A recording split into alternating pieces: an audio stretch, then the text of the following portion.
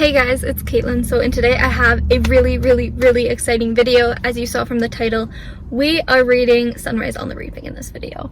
So I just got to Indigo. It literally came out at midnight today and I went right from school. Actually got out of school early, came right from school, and we're at Indigo to go get the book. I'm so excited. I pre-ordered it on I'd be guaranteed a copy, but I ordered it to the store because it's cheaper.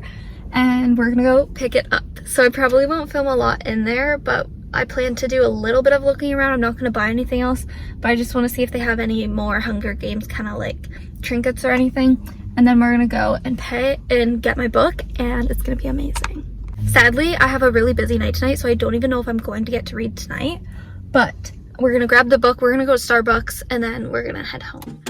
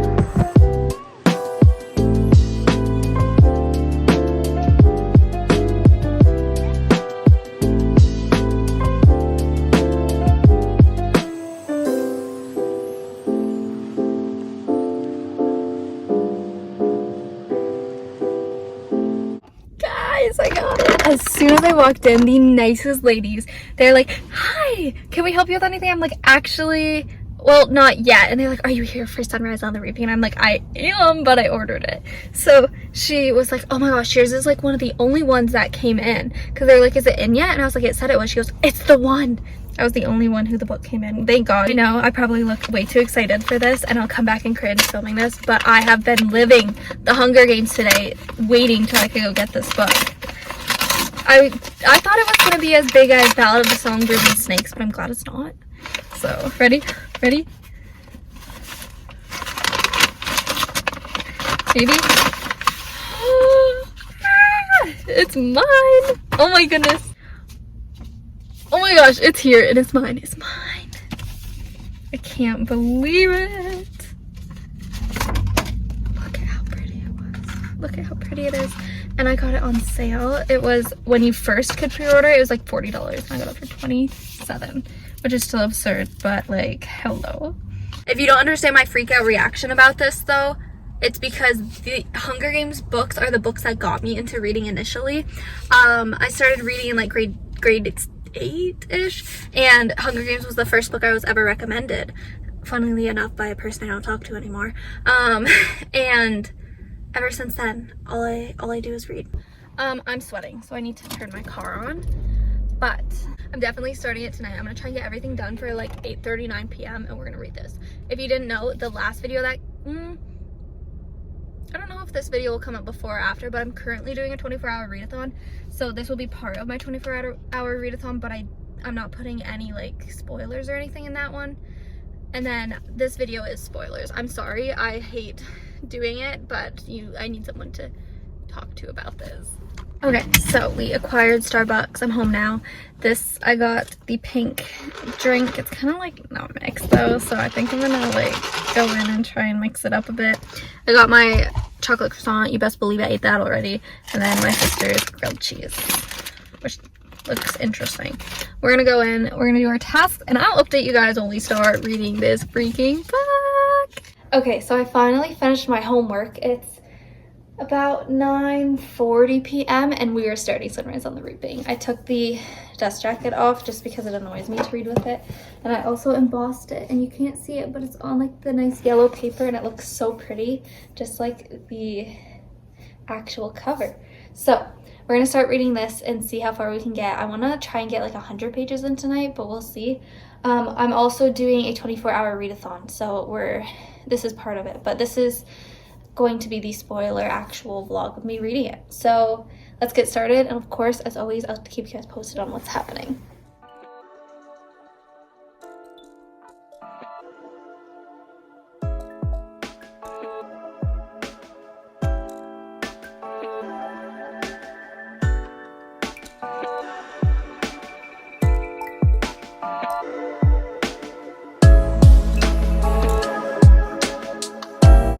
Goodness, I'm only on chapter 3, page 36, but the reaping just happened. I'm still in the first part of the book, which is the reaping, but first off, so many familiar faces. Hello, Lenore Dove, she's part of the Covey. We met Astrid March, who is Katniss's mom, and I believe Bloodard or something, which is Katniss's dad, who was friends with Haymitch. And then we meet Plutarch Honeybees in here. Like, there's so many familiar faces in this book. It's crazy. And then to find out that Haymitch didn't even get reaped. He just went to help Lenore and they reaped him instead because the other guy tried for the resistance. I was like, no, because I had assumed he just got reaped, like before obviously we read this.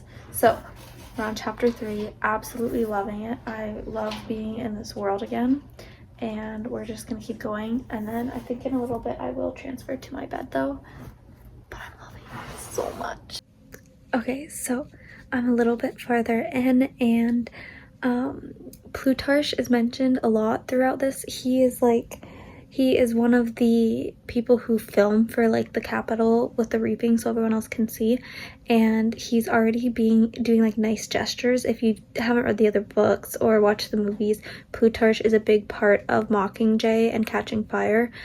He is I forget what it's called, like the game master or something. In the second book, he like creates the arena, and then he ends up being part of the resistance for District 13. So he's born capital, but he's actually like a good guy, and you can already see some of it. Like, he gave Haymitch a bit of extra time with his parents. He helped him out, Lenore Dove out, because he didn't get her killed. He said he wanted her in the shots. Like, little things like this I'm picking out, and I'm like, that's Plutarch, and I love it so much. Anyways, we're gonna keep going strong. I'm at almost 50 pages in. Hey guys, so it's actually a couple nights later. I literally haven't gotten to read any more of this yet because I have such a school heavy week right now. Last time I checked, we were on page 60, so Haymitch and his fellow tributes have just made it to the Capitol. They're not even out of the train yet. I will say I really do like Maisie's character. She reminds me of Joanna Mason a lot in the book because she's just like so badass. She's not afraid to tell them what she thinks. And then he made an alliance with one of the characters. I believe her name is Luella. And then there's one other boy who was like Booker boy, and his name's Wyatt, and they don't want him on their team because they believe he was rumored to gamble in the Hunger Games and like with the tributes when he was in District 12, and they just don't think that he's trustworthy. And he's like, I might not be trustworthy, but I can read people, so you need me on your team. So we'll see if any alliances actually form, but we're gonna lay down and we're gonna continue. Oh my goodness, so we just passed the opening parade and Luella died. That was so sad. She was so sweet. And then Haymitch was like kind of like a rebel, and he grabbed her body and like ran with her.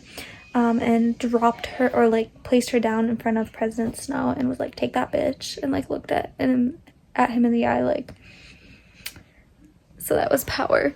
And then they just made it to their hotel, or like where they're staying, and guess who's one of their mentors? YRS, which if you don't know, sorry, I'm back. YRS was one of the tributes in the 75th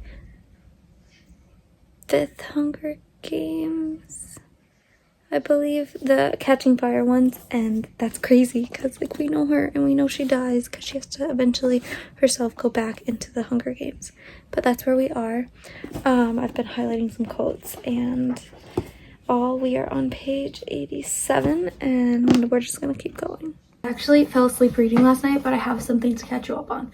So we knew that YRS and Mags were both mentors for District 12 because they didn't have mentors, but We also found out that Ampert, the boy who's trying to like get all the non-careers to like join a pact in the Hunger Games, Ampert's dad is actually Beetee, which if you've seen the second movie or watched or read the second book, Beetee is another one of the mentors that has to go back into the Hunger Games in the third quarter quell.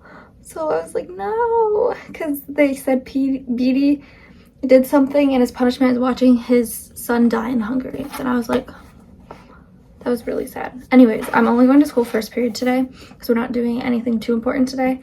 And then we're going to come home and we're going to read. Oh my goodness. So I'm at the part where Haymitch gets called back while the rest of the tributes go back to like the hotel they're staying at, and ends up finding out he's at Plutarch's house and President Snow's there. He has like this coughing fit, and Haymitch is kind of like a badass and he needs milk to help him, and Haymitch downs the milk and he's like, oh, it's empty, and that was slay. But now he asked to see Haymitch's necklace, which is this flint striker here, and he sees Elodie and he's like, oh, who's Elodie? And he's like, Lenore. He's like, Lenore what? And then he finds out he knows he's talking about Covey because obviously Lucy Gray Baird was Covey, and he's like, it always starts with a ballad and then the name of a bird, which is literally like the cover of that book, right? The Ballad of Songbirds and Snakes. And he literally says, but I bet I know a thing or two about your dove. And Haymitch says, like what? Like she's delightful to look at, swishes around in bright colors and sings like a mockingjay. You love her, and oh how she seems to love you, except sometimes you wonder because her plans don't include you at all. He's directly referring to Lucy Gray Baird. Directly. So anyways, we're gonna continue. I just thought that was really cool. And then the other thing was how sassy Haymitch is. Like, Plutarch tells him, like, they're in his house and he says, really, huh? Well, I have something you'll want to see. It's in the conservatory. He goes, sure, the conservatory, whatever that is. And I just think it was really funny. Just like the way he like thinks to himself was really funny to me. Anyways, let's keep reading. And he's like, oh, he's also like talking about District 12 in like peak detail because as we know from the last book, he was a peacekeeper there. And Haymitch is like, how does he know so much about the Covey and their names and that they're good singers and about District 12? Like, he's really confused.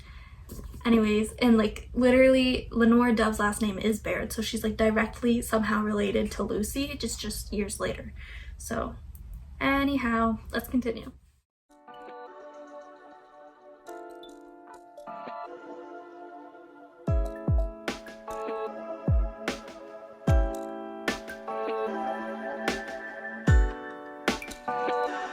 So we are officially on part 2, which is the rascal, and Snow basically is telling him, like, watch your back, like, I know what you're doing. I'll give you the choice to die a slow agonizing death or a super fast one. You choose, like, I'll let you choose.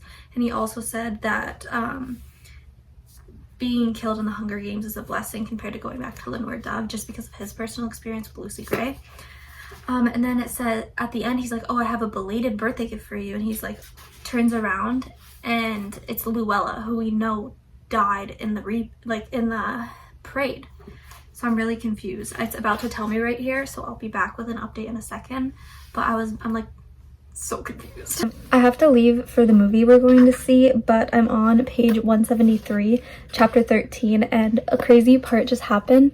So the stylist for District 12 was named Magno, and he's super sick and he says he can't come style them for their interviews, which is with Caesar Flickerman and all that. So one of from the prep team has an older sister, and she's like, oh, I called her, she's like says to just like keep our hopes high and whatever. And then she walks in and guess who it is? It's Effie. If you don't remember Effie, she's the she was the one who went to the districts and reaped Katniss and Peeta, and she was like kind of like really good friends with Haymitch, so I thought that was really crazy. Anyways, I have to go now, but that was another character from the books that we're meeting again in one of the prequels.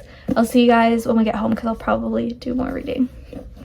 So it's actually a couple days later. I have not been getting time to read whatsoever. We're on page 192 of Sunrise on the Reaping and just reached chapter 14, and they just did like their Caesar Flickerman interviews, and Haymitch and his tributes all won some sponsors over, and they kind of like slayed their interviews with Caesar.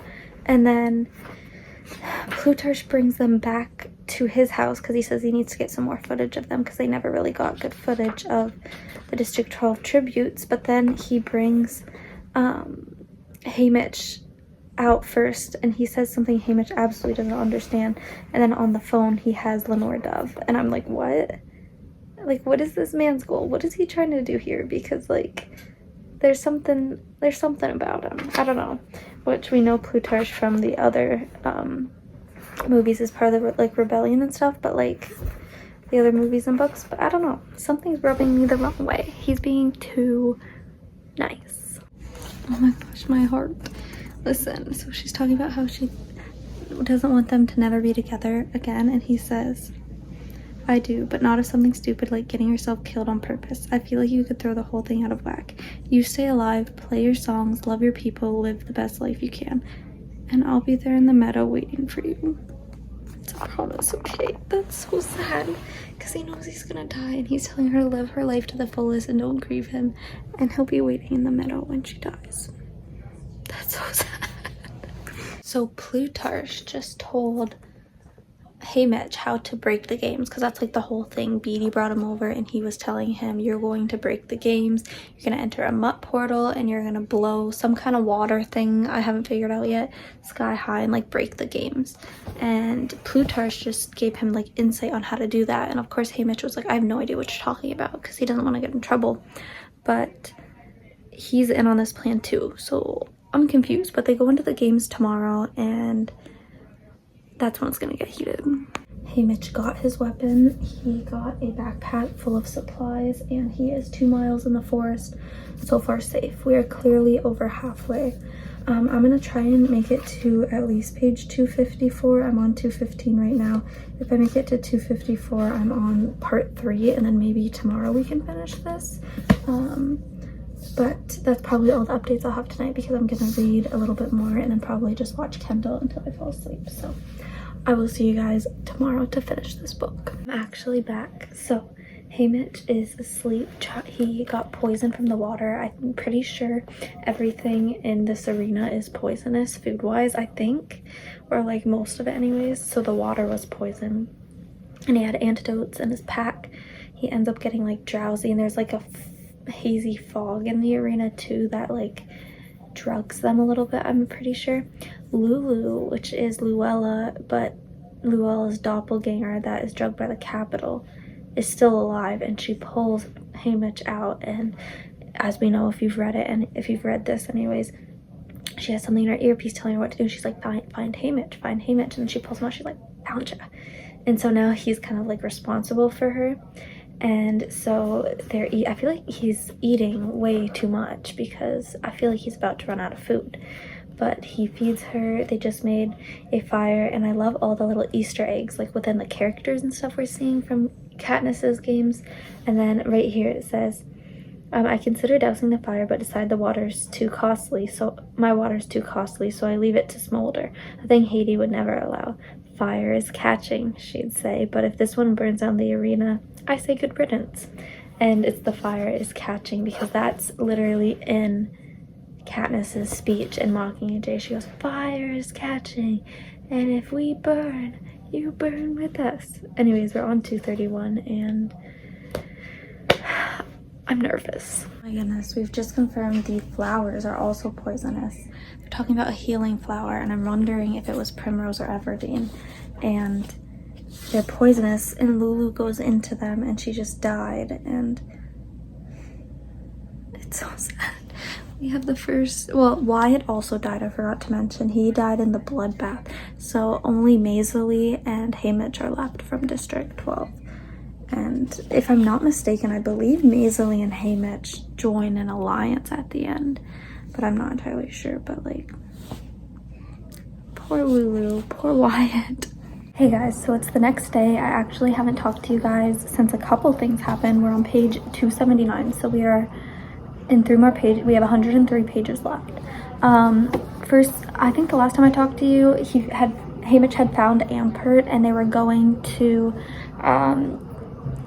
mess with the water system. Ampert died. It was so late when I read that, so I was like, I'll just update you guys today. But Ampert died when Haymitch was down messing with the water pipes. These bat mutts came at him and like literally ate him flesh alive. And that was so sad. And then a volcano erupted. Haymitch had thought he'd stopped the games, but he didn't, and a volcano erupted, killing a lot more tributes. And then he runs into Careers and kills 2 of them. And then right as Panache, which has been like his enemy for the whole games, like they have been rivals for these whole Hunger Games, comes at him. Hey, stop, my cat, sorry. Someone kills Panache, and he ends up finding out it's Maisily, who is one of his district partners, as we know. And she's like, you want to be allies? So they're allies right now, and they're either going north or trying to find Careers. I'm not really sure. Maisily still doesn't know the plan that Haymitch has made with Beetee, but he's insisting they're heading north, and she's saying we need to find the other the other newcomers, sorry. But she knows something's up. But Haymitch is like trying to figure out how to tell her without the capital hearing. So that's kind of where we are. But it's just like keeps getting sadder and sadder. Maisily and Haymitch just ran into 2 of the not the Careers. Why do I keep saying the Careers? Maisily and Haymitch just ran into 2 of their newcomers pack, and they were dying because they were like there's like this porcupine that like wails like a baby and has like poisonous quills that blows at them. Interesting. And then they also got attacked by like these ladybugs that like suck the blood out of you, but they survived and they got them all off, and they tried to save Hull and Buck, I believe, but they both died, unfortunately. And then when Haymitch is going to fall asleep for the night, Maisily tells him she has a song stuck in his head that's like a stupid song. He asks what it is, and it's about like ladybugs and everything, and he makes a connection. And the last thing I read was, and I know exactly how we're getting through the maze. And I want to know why. We just reached a really sad part in the book because Maisily just died, which we knew was going to happen, but still. Haymitch and Maisily made it through the ladybug bushes. They burnt them down, and they're at the edge of the arena, and he can see the generator machine holding the arena together. And then he realizes it's a force field, and he's like, well, I can't do anything with that. So Maisily suggests they go back down because it's the end of the road anyways, and Haymitch says he won't. So Maisily says, well, I'll go get or they at first say they might just decide to go separate ways, but then they hear another cannon go off, so someone else has died, and she's like, well, I'll go get the potatoes and we'll still be allies. So as she goes to get them, he hears her scream and finds out there's like these, I don't even remember what it was, huge like birds, and they end up killing her. So now there's only 3 left. It's Haymitch, Welly, and a Career, I believe, Marietta, I believe, and we're gonna see how this ends. It's so sad. Like every character Haymitch is becoming attached to dies. Okay, so Haymitch found Welly. She's like almost died of starvation in a tree. So he ends up feeding her some of his potato and some water, but she doesn't take it very well. And then he remembers he has like the potato light because there's a storm coming on, and it says it's like it scares him being alone in the dark like that. Well, not alone, but basically because she's almost dead. And then a gift comes from literally all 4 people in my family start talking at once. So anyways, as I was saying, so he found Welly, and she's on the brink of starvation. He's trying to feed her a little bit, but it's not really working. He builds the potato light just as a sense of like comfort, because he's essentially alone in the tree because she's almost dead and it's storming out, and he's just scared, as anyone would be. And then a token, or not a token, like the gifts from the capital come, and they get chocolate and pudding, which is like a big treat. So he's trying to spoon feed pudding into Welly and try and like get the calories in her when he hears crying, and he thinks it's Welly at first, but eventually she's fast asleep and the crying still happens, and he realizes that is it Silka? Yeah, Silka is under the tree, just oblivious of them, and she's crying because the games ruin everyone. And so he drops a few pieces of chocolate down, and she accepts them and eats them. And it's like not that they form an alliance, but like they have like an understanding between each other. And that part almost made me cry because I feel so bad for them. I just want to hug every single one of them so bad. The light comes on because I have to talk to you, and they're too loud out there. I literally have like 30 pages left, and I don't even want to read them. Haymitch 1, they kept him like drugged in like this house for a little while, and then eventually Effie comes in and they get him all ready for his big, like the big night of them like celebrating the Hunger Games or whatever the hell those wackos do. And so they replay the games, and Haymitch has to watch it all, and he's just like kind of like in shock and just like, who is that person I'm watching? That's him. And then at the end, Snow comes down, and Haymitch goes, I guess Snow lands on top, and he hands him like a crown and says, enjoy your homecoming. And we know there's no homecoming because his family's dead, because it mentions that in Katniss's Hunger Games. And I'm gonna cry. Also, when he was in that house, at one point he says he misses the presence of Wyatt sleeping in his room with him, so he sleeps on the couch, and they start playing different things from different Hunger Games, and he ends up seeing Lucy Gray from the Ballad of Songbirds and Snakes performing, and he's like, this girl is Covey. This girl is related to Lenore Dove. Lenore knew this story. She didn't tell me. What is going to happen to her now? He notices Snow and makes the connection. That is Snow. Something obviously happened because they don't even name her a Victor anymore. And he just knows Lenore Dove is probably dead. His parents are probably dead, or his mom's probably dead. Sid. And we know that to be true. And I don't even want to read this.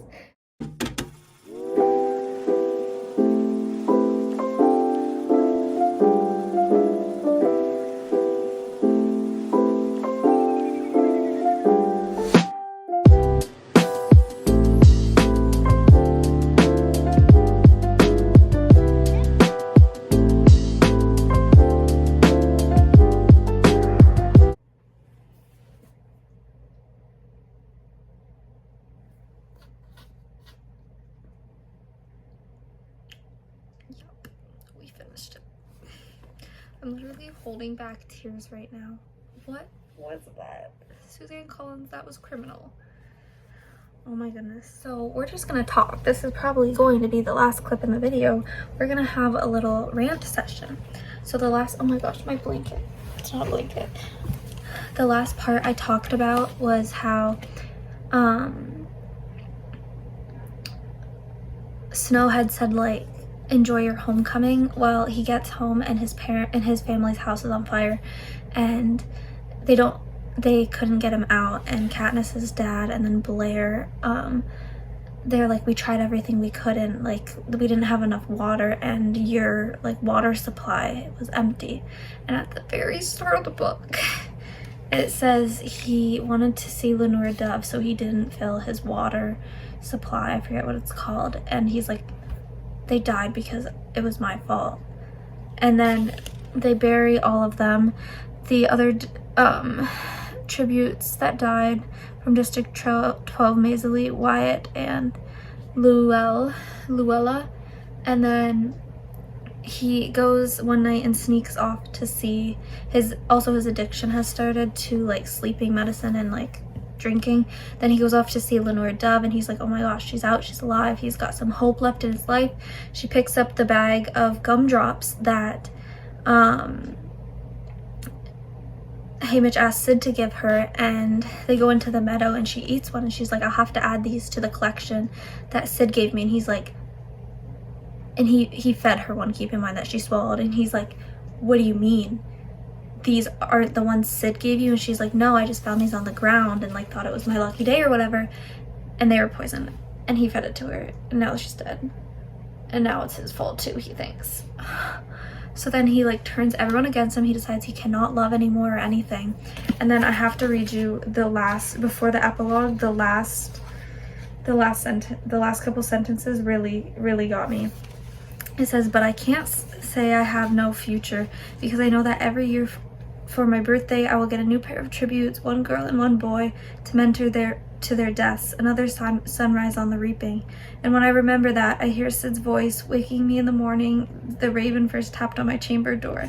Happy birthday, Haymitch. That's so sad.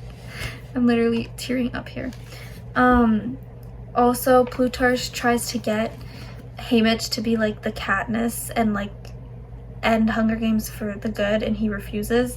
Then in the epilogue, he's talking about how he finally opened up to Katniss and Peeta about what happened to him, and he explains how when Katniss was born and stuff, he'd like watch her and he knew like she was good.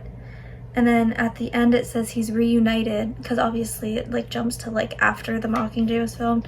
It's like after he watches the oh my goodness, what was I even saying? Well, for one, Katniss brings him like the goose eggs and she says not to eat, to hatch. Never mind that we had roast goose for dinner. She's not an easy person. She's like me, Peeta always says, but she's smarter than me, or luckier. She's the one who finally kept the sun from rising. And he says he's reunited with Lenore Dove, and then at the end it says, when I tell her that, she always says, I love you like all fire, and I reply, I love you like all fire too. And I need to process this book for the rest of the night and like refrain from crying. This book killed me.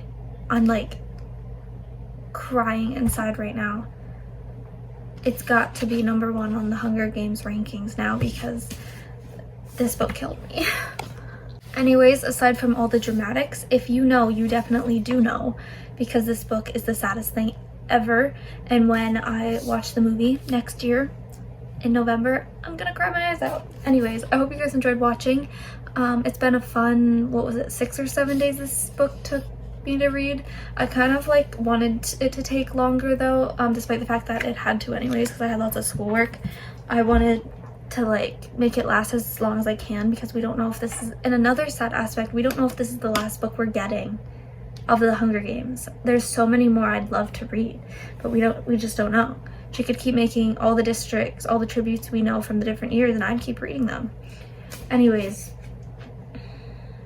I'm gonna go mourn for Haymitch and all of the trauma in this book. I hope you guys enjoyed watching this video. I hope my reactions were not too cringy for you. I know I will go back and cringe at my reactions, but I'll also know they're valid because this book is something else. I hope you guys enjoyed watching, and I will see you guys in the next video, which will likely be the 24-hour readathon I was also doing in this video. Bye.